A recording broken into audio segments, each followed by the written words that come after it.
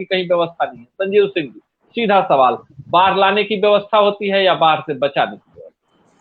तो बाढ़ कोई लाता नहीं है और बाढ़ को कोई रोक भी नहीं सकता है। और हम बिहार में इसको लिमिट करके रखें तो न हम पिछले 100 साल या 200 हजारों साल में सीख पाए और न अगले हजारों साल में हम सीख पाएंगे। तो बाढ़ को रोकने की कोशिश नहीं करिए। और ये समस्या जो है ये बिहार से कहीं बड़ा है। पूरे दुनिया में एग्जाम्पल है, आपके यूएस हो गए, यूके हो गए, कहीं भी आप चले जाइए, ये नेशनल एजेंडा पे होना चाहिए और शायद है भी, उस पे काम नहीं चल रहा है, पूरे देश के नदियों को जोड़ने का।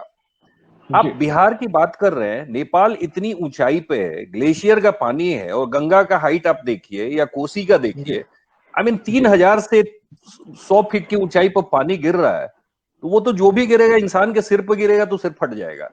तो वो तो अपना काम करेगा ही। शहर के अगर देख लीजिए, पटना शहर ही नहीं, देखिए पटना जैसे जितने भी शहर हैं उनका पानी जो ड्रेनेज सिस्टम है या जो भी वेस्ट है वो कहाँ जा रहा है? या तो गंगा में डाल रहे हैं या कोई भी सहायक नदी में डाल रहे हैं। होना क्या चाहिए कि पटना के जो भी आपके ड्रेनेज सिस्टम के पानी है वो पटना के आसपास ही कुछ आप तालाब जैसा बनाइए, कुछ बनाइए और स्पॉन्ज करके एक इट्स अ सिस्टम लोग फॉलो अप कर रहे हैं बाहर की दुनिया में भी, कि शहर का जो पानी है संजीव जी, आप सही विषय पर जा रहे हैं, लेकिन आज उस विषय पर हम चर्चा नहीं कर रहे हैं। आप जिस विषय की बात कर रहे हैं, गुड्डू बाबा जानकार हैं, Ganga action plan 1, Ganga action plan 2, अरबों की लूट हुई, नमामि गंगे आ गया, गंगा नदी ज्यों की त्यों है। आप जो बात कर रहे हैं उस पर आज हम चर्चा नहीं ना कर रहे हैं। हम आपको बता रहे हैं कि बाढ़ आएगा, ठीक है, बाढ़ कोसी में आ सकता है क्योंकि कोसी में कोई तटबंध नहीं है और धारा बदल जाती है, सहस्त्र धाराएं हैं। कोसी नाम ही इसी तरह है, सही बिहार का कोप नहीं है। लेकिन सारण के, छपरा के 6 विधानसभा में अगर बाढ़ आता है तो किस पर एफआईआर किया जाए? जो हजारों लाखों, नहीं है, छोटी सी बात नहीं है ना, वहां नदी ही नहीं है, वहां नदी ही नहीं है संजीव जी, वहां नदी नहीं है, वहां बांध भी नहीं है। अनूप जी, मैं थोड़ा सा रोकना चाहूंगा।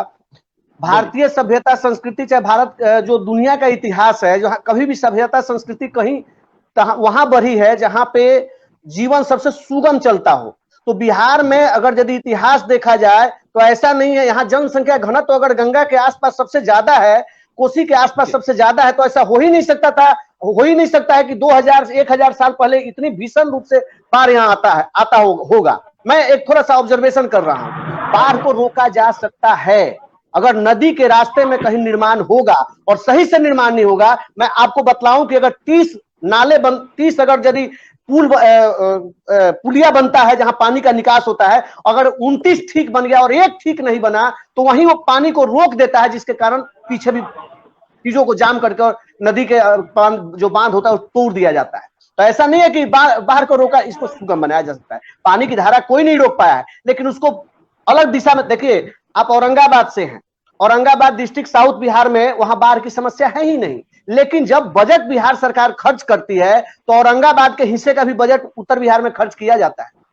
ये चीजें हैं, तो ऐसा नहीं है हम कभी उस पर प्लान नहीं किया, हमको प्लान करना चाहिए। डिस्ट्रीब्यूशन ऑफ वाटर मैनेज करना पड़ेगा। विकास ये गुड्डू बाबा से ज्यादा कोई नहीं जानता है। एक छोटी सी बात कह के मैं खत्म करूंगा।